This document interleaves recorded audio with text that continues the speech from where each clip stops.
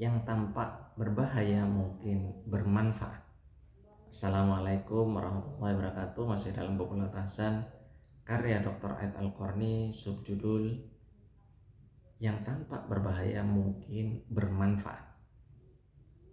William James berujar, penderitaan telah membantu kita untuk mencapai suatu batas yang tidak pernah terbayangkan. Andai kata Dostoyevsky dan Leo Tolstoy tidak mengalami kehidupan yang pahit, keduanya tak akan sukses menulis memoir dan novel-novel yang mengagumkan dan abadi hingga saat ini. Dengan demikian, keyatiman, kebutaan, pengasingan, dan kemiskinan adalah salah satu sebab tumbuhnya kreativitas, produktivitas, kemajuan, dan kontribusi.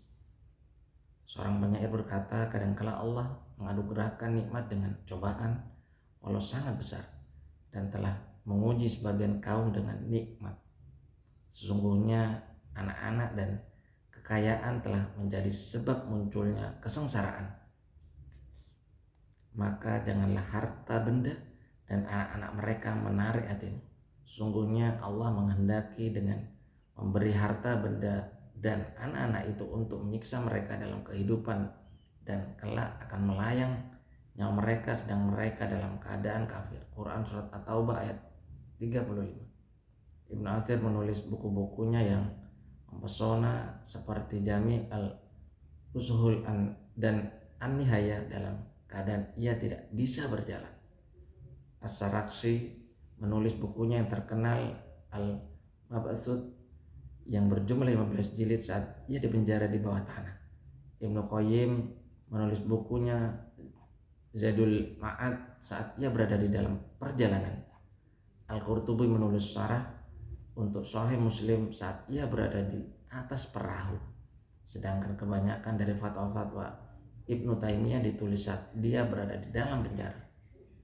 Para ahli hadis mengumpulkan ratusan ribu hadis saat mereka berada dalam keadaan miskin dan terasing.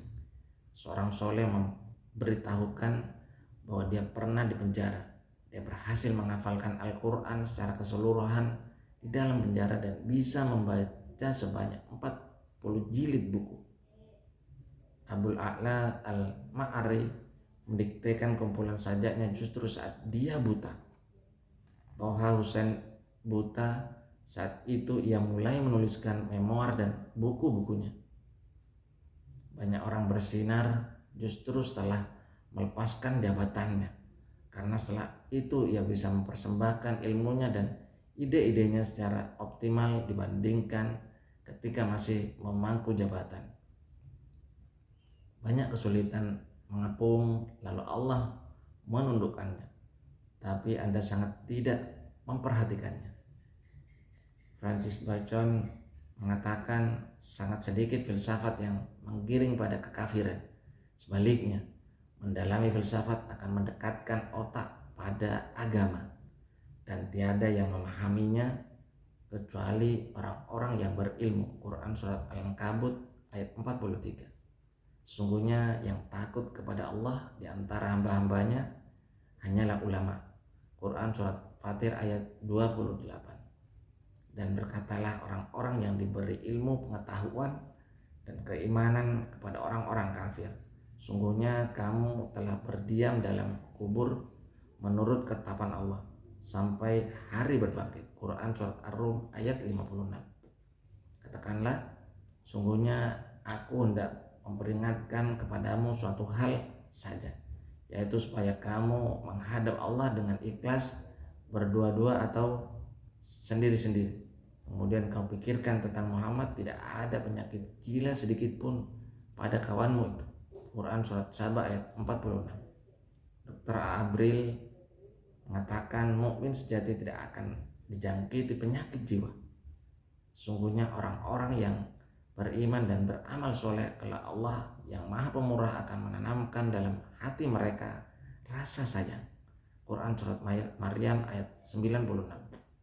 Barang siapa mengerjakan amal soleh, baik laki-laki maupun perempuan, dalam keadaan beriman, maka sesungguhnya akan kami berikan kepadanya kehidupan yang baik. Quran Surat An-Nahl ayat 97. Dan sesungguhnya Allah adalah memberi petunjuk bagi orang-orang yang beriman kepada jalan yang lurus. Quran surat Al-Hajj ayat 54. Itu tadi kutipan dari buku Latahzan. Semoga bermanfaat. Wassalamualaikum warahmatullahi wabarakatuh.